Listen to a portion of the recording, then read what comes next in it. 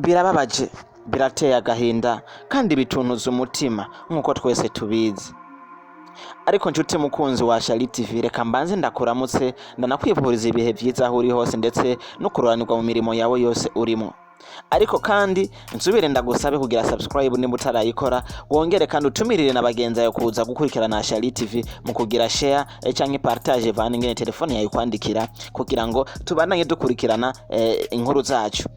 Iyo koze notification izira kwereka neza yuko nshizeho ikiganiro nawe ukaza kukiraba. Ariko kandi nongere ndagusaba yuko uzuragira j'aime utibagiye na comment kugira ngo ushikirize icyumviro cyawe ku bikorwa byacu. Uno munsi inkuru ndiko ndabona cyangwa nawe uri kurabona ku masanamu ni inkuru yerekeye imashini iri kiramena imiduga. Ushobora kwiyumvira ati iyi mashini iri kimena imiduga ni biki cyangwa biriko bimenwa nande, ku mpamvu zihe ni hehe? Ni hano mu gisagara ca Bujumbura, nawe ni muri amwe mu makomine canke mu makomine agize igisagara ca Bujumbura niho biriko bibera.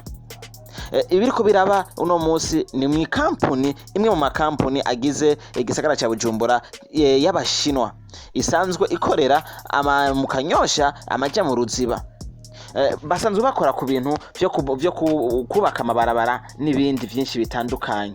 Ariko amakuru twaronse kuri ino video tugerageje kubaza ati nibiki byabaye kugira ngo bigere hiyo canke ninde ari karamenagura ayo mamashini. Twaronse inkuru tubwira neza yuko ari umwe mu bakozi bamaze igihe kirekire badahembwa, bamaze amezi ashika kuri 3 canke 4 bataronswa agashahara kabo. Bagumye badodora kugira ngo baronka agashahara ariko ntivyabaye bigikunda. Umwe mu basore basanzwe batwara ivyo bimashini yafashwe n'agashavu no munsi nkuko yaramaze igihe kirekire ariko arasaba utwiwe atonda no ku kazi, ariko ntihagire icyo bamubwira ahubwo bakamubwira ngo agende kwitwara iyo ashaka.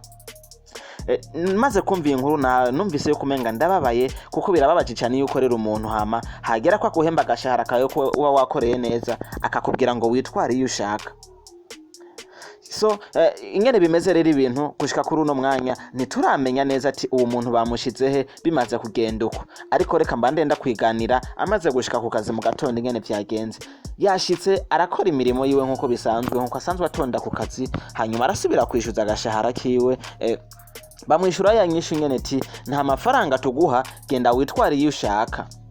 Bimaze kugenda uko niho yatwawe n'agashavu. Amaze gutwarwa n'agashavu asimbira mu mashini, ahera ku modokari ya mbere aramena, iya kabiri aramena, iya gatatu aramena, bose barorera kugeza ku ya 4 babona kumuhagarika. Bamaze kumuhagarika ibintu vyo byabandanije n'abariko sindamenye ukuntu vyabandanije kugira ngo mbaje kuguha inkuru yose. Ariko reka ndabemerere neza yuko kino kintu kiriko kiraba umwe wese akwiye kugira icyo akivuze ko kugira ngo peut-être nimba hari ico twohindura mu mvugo zacu canke mu bisabisho vyacu kikaba. Kuko birababaje, namwe murabizi twese turakora, twese dufise abo dukorera, ariko iyo ukoze ntibaguhembe murazi neza yuko biba bijyana umutima, biratuntuza cyane.